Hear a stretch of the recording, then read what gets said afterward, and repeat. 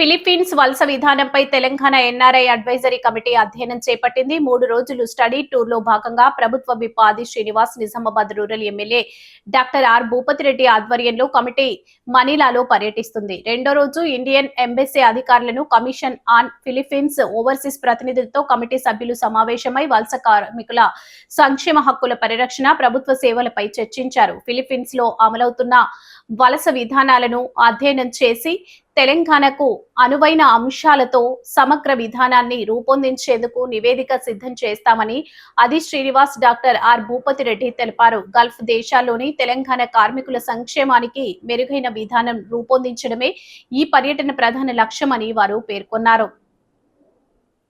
There is a standard pre-departure orientation. The pre-employment is the same for all. Because the pre-employment discusses more your decision to migrate. For example, did you talk to your family before migrating? How did you decide? If you have children, who will look after your children?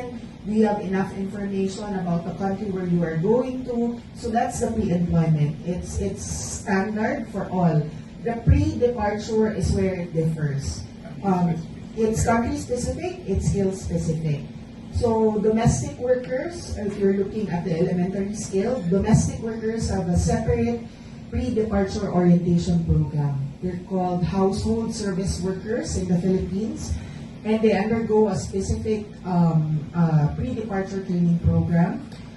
There's also for the highly skilled, for example, going to the Gulf, the engineers, those who are working in the oil industry, they have a separate pre-departure as well. And sometimes the company also or the employer does its own pre-departure.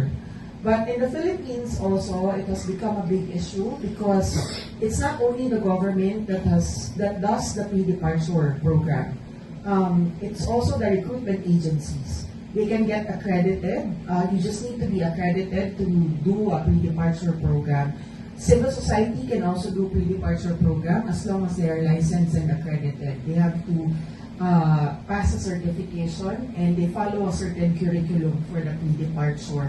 The local government is not allowed to do the pre-departure. A lot of the pre-departure is under the Overseas Workers Welfare Administration and in the private recruitment agencies. So